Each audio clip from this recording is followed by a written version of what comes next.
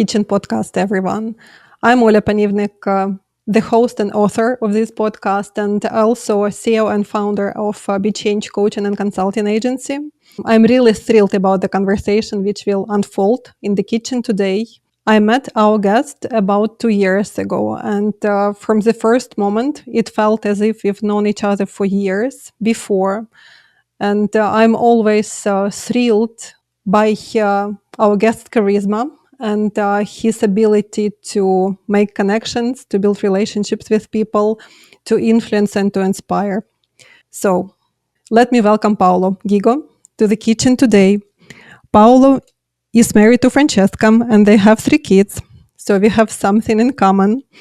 He is mechanical engineer by education, and after graduation, he served as a lieutenant of the Technical Corps of the Army. Paolo has been working for over 30 years in engineering companies of the oil and gas industry before moving to the packaging world, to the packaging sector. And since 2014, he presides over the American operation of Tecnocap Group, for which he moved to the United States from Italy in 2012. Paolo, thank you so much for accepting this invitation to join me in the kitchen today. Welcome. Thank you, Olga, for the kind words and the nice introduction. Yeah, Paolo. So let me please start with my usual question. First one about leadership. What does leadership mean to you? What is this phenomenon about? Well, first of all, when you gave me the topics to be discussed, leadership, whatever, so I was thinking a little bit. And so you would like to have also some model, right? So, and honestly, I was not thinking to any person specifically, because again, there are many, not that nobody deserves to be considered a leader, right? So for instance, to be honest with you, I mean, John Paul II, in my opinion, was an excellent leader, and there were many others. So Nelson Mandela, or guys that have been leaders of marvelous people, world-class person like Thomas Aquinas. So Albert the Great was his teacher. So you can imagine how big of a leader he was. But in general, also the Spanish conquistadores. I mean, you can criticize, but they had excellent leadership skills, whatever. But the reason why I don't want to mention anybody in specifically, because I believe that are more impressed by the ordinary leaders that you find in your life. So the ancient Roman emperors, of the Roman Empire, very good qualities in general. But one day, years ago, I ended to read a piece of paper about the meaning of the ancient Roman auctoritas, that turns into authority right now. So a leader, an authority, what's the purpose of that? So, and that description was striking to me. I mean, it's so if somebody or an entity is constituted authority, the purpose of that is to allow, to enable the subordinates or the direct reports to grow. Okay, so that's, I believe, the key of the mission of a leader. And it touches the very essence of why, you may need a leader. A leader may be a father or of the household, the head, or or even you don't need to be a CEO or a president to be a leader. Somebody that is a head of the department, or even that is leading a friend, is going to be a leader. In general, just to describe, the analogy that I found in an excellent book, that is The 7 Habits of Highly Effective People by Stephen Covey. It's a very good one. So it describes a team of people which task is to build a highway in the Amazon. And it's a very challenging task. They need to go there, cutting down trees to build something which, the route is not straightforward. Every day there's a new challenge. And you have a team of management there that little by little makes progress. So they need to cut a certain amount of trees every day, and they can advance a few yards to put the asphalt tape there and whatever. So the leader is the guy that at a certain point cuts out of the team, goes up on a tree, climbs the tree, and looks around in the horizon, return back and say, guys, we are making progress here, but we are not headed to the right direction. So that implies a lot of things. And sometimes you get an answer like, don't bother us, we are making progress here. Yes, progress toward where? So the leader should be somehow a guy with good morals And I tell you up front, so when I was reading the discussion, whatever, I believe that many of my answers are biased by my faith. And maybe somebody doesn't like it, but that's the reality. And so I believe the leader is that guy that somehow can detach from the current circumstances and can give guidelines and the right route to go to the proper direction. Paolo, appreciate a lot sharing your views and sharing your story and sharing how you look at the leadership. And one thing is very close to how I look at the leadership, and this is that one of the key roles leaders play, or the tasks they have, is about enabling others to grow. But to enable others to grow, the leader has to grow herself or himself as well. And I'm thinking about John Erickson, a Canadian psychologist, who said that the more you know yourself, the more patience you have for what you see in others. So, in other words, leadership starts from within, from knowing oneself.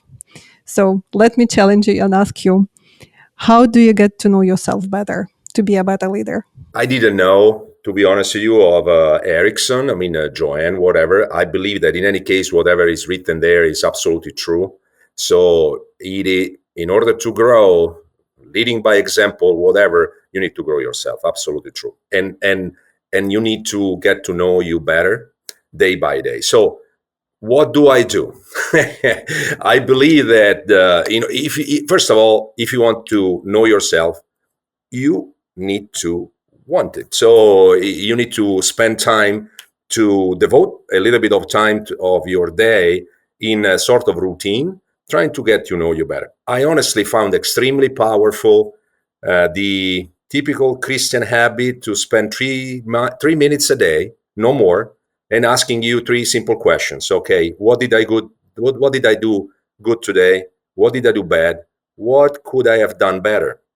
So I found that often you may displease yourself. So you find that I could have done that better or whatever. But at the same time, this little examination, daily examination, give you encouragement to do better the following day.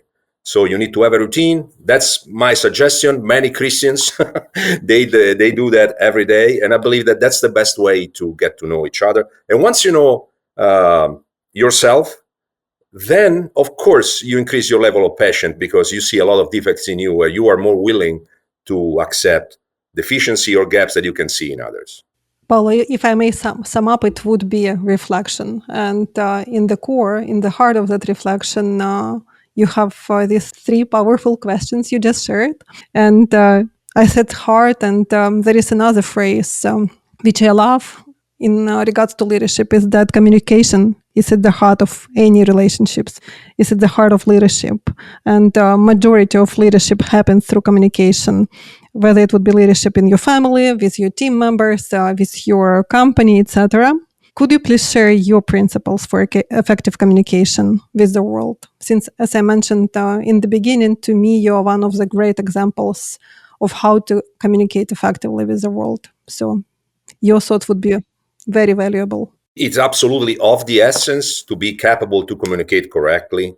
And the wife of one of my best friends, when I was living in Rome, whatever, she studied language in general. One day in conversation many years ago, she told me that no matter how good you are in expressing yourself, and you and I are not English mother language, whatever, but even in your own language, if you make an effort to be clear, there's always an area of uncertainty when you communicate with somebody else. So there's not enough effort ever to communicate properly. And that's absolutely key. So I would say that one important thing is, first of all, is to go direct. I'm talking about the professional environment here, okay? Even if, just to share my experience, whatever you see working fine in a company usually works fine in a family and vice versa. That's my experience.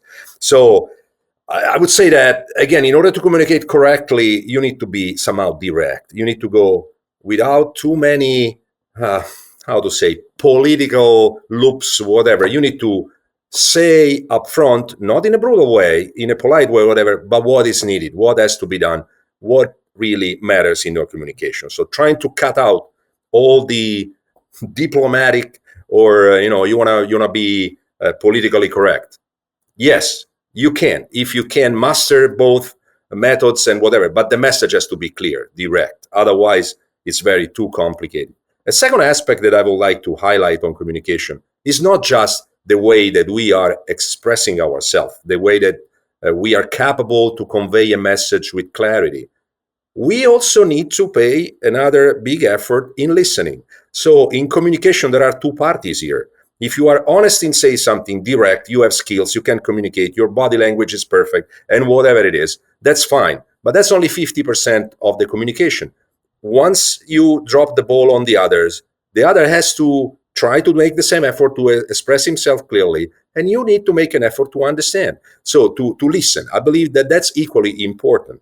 And in any case, to go back, communication is very important. When I see my children going to university and they don't study communication major, whatever, but they always have a class in communication, I believe that's a good thing that I found in the American colleges, that somehow you have to have at least one class. It's absolutely key, not only for success, for your life. You need to be capable to communicate. Often there are skills and things to practice, like everything we do. And again, I highlight again, the effort also to listen is part of the communication. Develop your leadership skills with us. Subscribe to our YouTube channel, Be Change, and follow our podcasts on Apple and Spotify. Support us with likes, comments, and share the episodes with your community. Paolo, so I would say, summing up what I've just heard is that communication is core. And even if you're a leader for your family or a small community or a big company, it's crucial for your success being a leader. And let me take you to a bit different topic. As we've discussed, we could be leaders for ourselves. We could be leaders for others. And as we give to others, I believe we also get.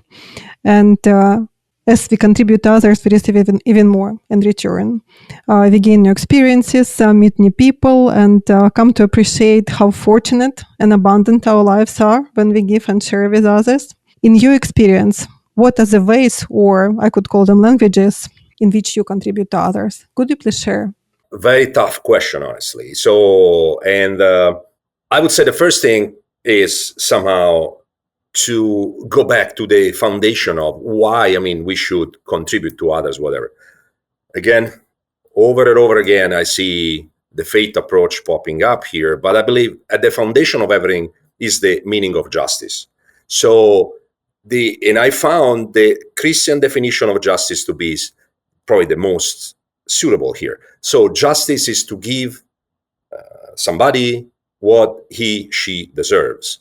It seems a little bit tricky here, but that's the reality. So it is not to give the same thing to everybody, but you need to know who you have in front of you, and you need to apply justice, okay? So somebody may, even your children, somebody may need something that the other children doesn't need. And in order to, you need to know them, and you need to know what they need in order to contribute effectively. So I believe that, first of all, again, you need to be just. So, and that's a big challenge.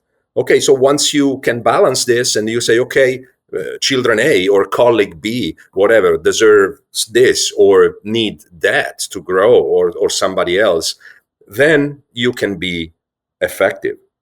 And everybody deserves something different.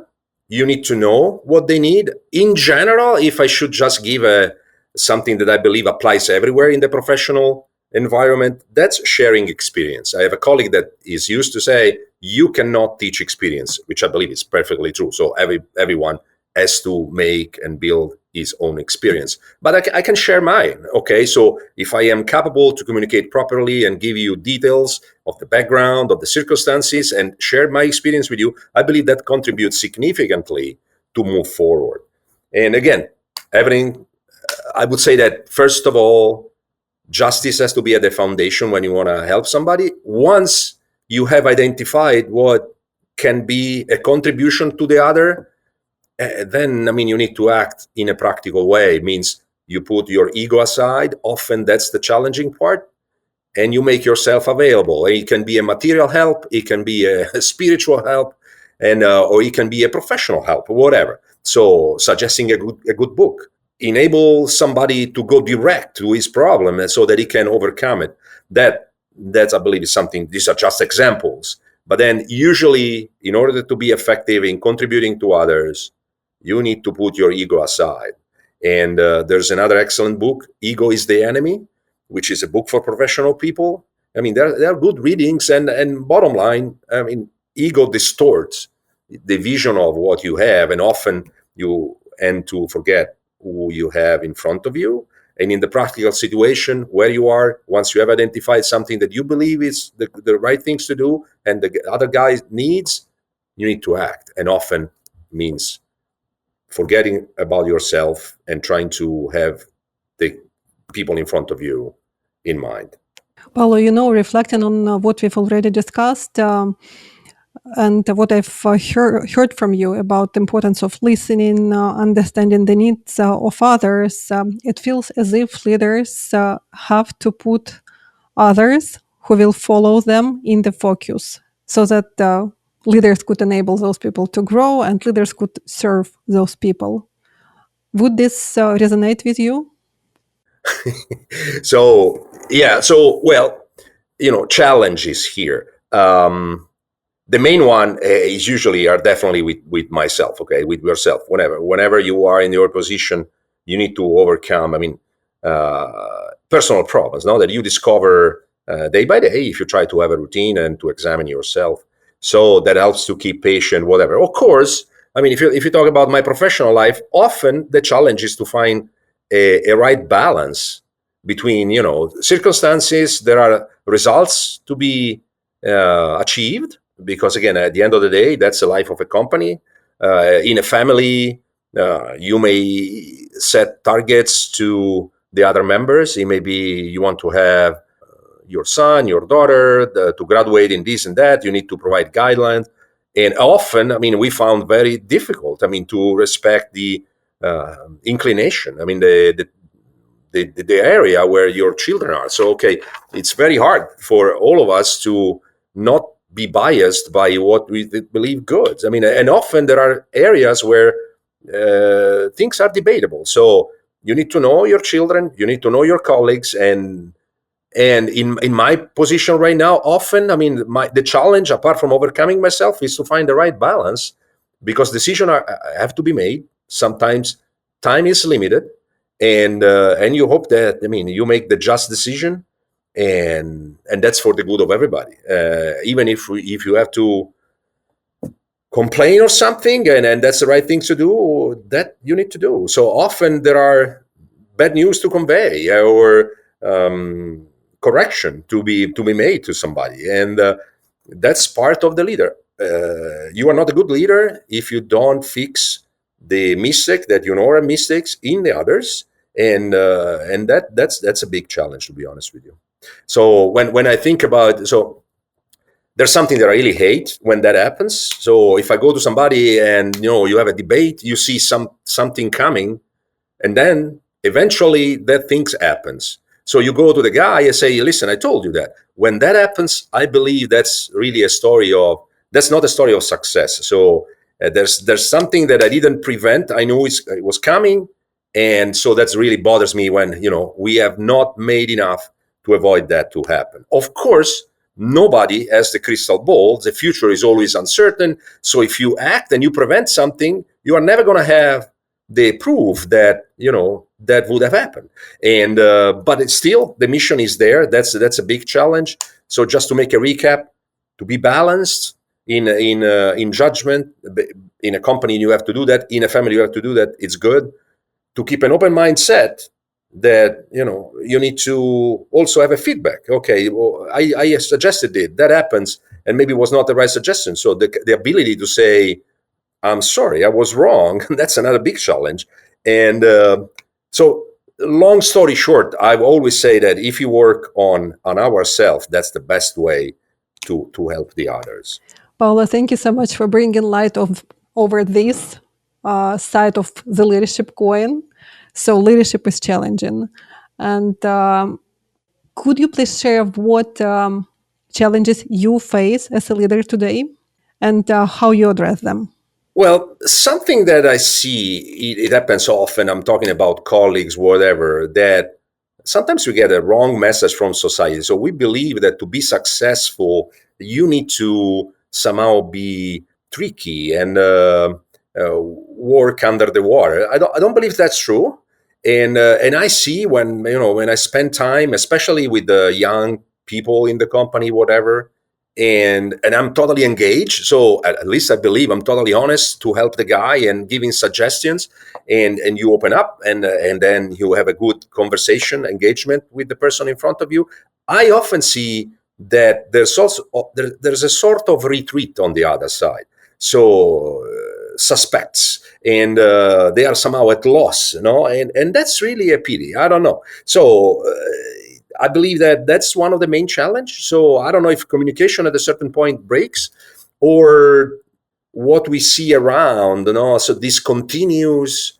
For instance, I have not, from one country to another, I have never met people that where they were happy with the political scene. Okay, that's honestly is a noble discipline. It's just that because of this society of information all over the place, which communication is zero at the end. So, and you need to balance between what I get from the opponents, what I get from my fans, whatever is always biased in one way or another. So you are immersed in a society that doesn't value honesty, the will to help the other in the same way that that values the opposite of that. So when somebody grows, somebody measures success, and which is that open another big discussion. Okay, is really success the only measurement of a good leader? I don't know. So for a company, you can measure economically, whatever. In a family, maybe it's going to take a lifetime before you can judge success. So when everything is measured in terms of success, and especially economic success, whatever, then you find a big challenge, because everything is distorted, and then it may have a very short span, a very short life, something that works in the successful logic. That's really distort everything. So these are challenges, because I believe this is very diffused in a very spread over society. So when you have a different approach, you talk about honesty, justice, and many other things. You may be looked as a naive person and something that doesn't work, whatever, which I believe is not true. So I believe that's the biggest challenge right now, especially in the company. Paolo, thank you for bringing these challenges to the table. And in conclusion, could I please invite you to share one recipe for the leadership by Paolo Ghigo, so that it would stay in the kitchen? So I would say the first thing, I stated that at the beginning, is if you want to be a leader, it has to be clear to you that the spirit of service is key. If you don't have that, you want to serve yourself, you may be a leader, you may have success, it's not going to go far. And maybe you're not a good leader. So the other things that I would say, be confident in what you do. So one here, I heard that, the lifetime opportunity, the chance of a lifetime happens only to mediocre. I believe it's true. If you always are engaged in what you do, if you like what you do, and you always have another key point is always having the mindset, the studying mindset. So the idea of studying whatever you do, so the aptitude of studying something, that's key to love something, to like something, and to move forward. So yeah, so sometimes somebody has very good qualities, is not confident. Okay, that's acceptable at the beginning of a career or whatever. Be confident. Overcome things. So another couple of aspects I already said about always study. There are just two more things. I would say one, drive out fear. Often a leader needs to increase the level of confidence in other, driving out fears of any kind. So many actions. I read a super interesting article of a few years ago about a physicist, one of the 100 thinkers most renowned in the world. And this guy made a comment about Adolf Hitler, Mein Kampf, okay? So the theory, whatever. And it was not about what he was saying or not. He noticed that the entire book, the entire Second World War, everything was based on fear. So the decisions were made just because we fear something. Okay, if we don't do this, that's going to happen. Usually that doesn't drive a good decision. So one task of the leader is always to drive out fear. In a company, whatever you do, drive out fear. Calculate, work, do something, communicate properly. So once this is there, that's more important than other things. But often decisions are made out of fear. So one of the tasks of the leader is to drive out fear. And then finally, I would say something that I see when I talk to somebody that I found myself always encouraging to do. Once we are in agreement or something, or in disagreement, I encourage a person in front of me, use your personality, use your style. Once we are in agreement, okay, we need to work 8 hours properly, we need to be more efficient, whatever is the topic, sooner or later, with numbers, with the capacity to communicate, you're going to convince somebody, or it's going to convince you that this is the right things to do. Okay, that's great. Now we have a second step in this, and we need to deploy, we need to do what is necessary to be done.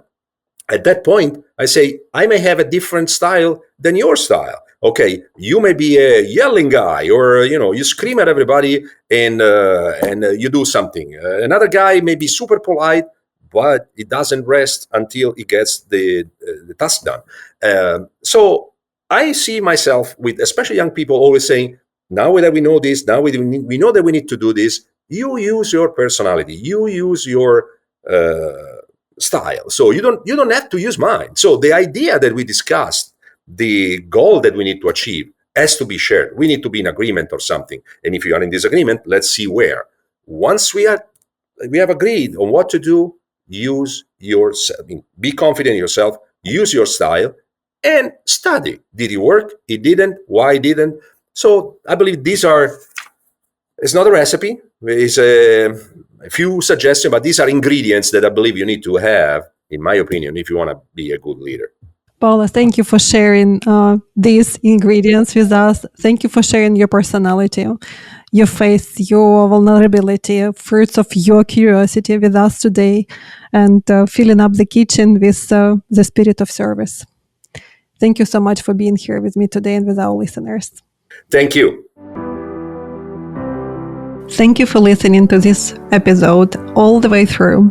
I greatly appreciate all your feedback. My team and I read every comment and value each one. I eagerly look forward to the opportunity to inspire you and share interesting thoughts in the next episode. If you have ideas about whom you would like to hear on the Leadership Kitchen podcast, please share them with us. And if you want to receive more useful information and develop your leadership skills, subscribe to our Be Change newsletter via the link in the episode description. Be the change you want to see in the world. This is Olya Panivnyk, founder and CEO of Be Change Coaching and People Advisory Agency.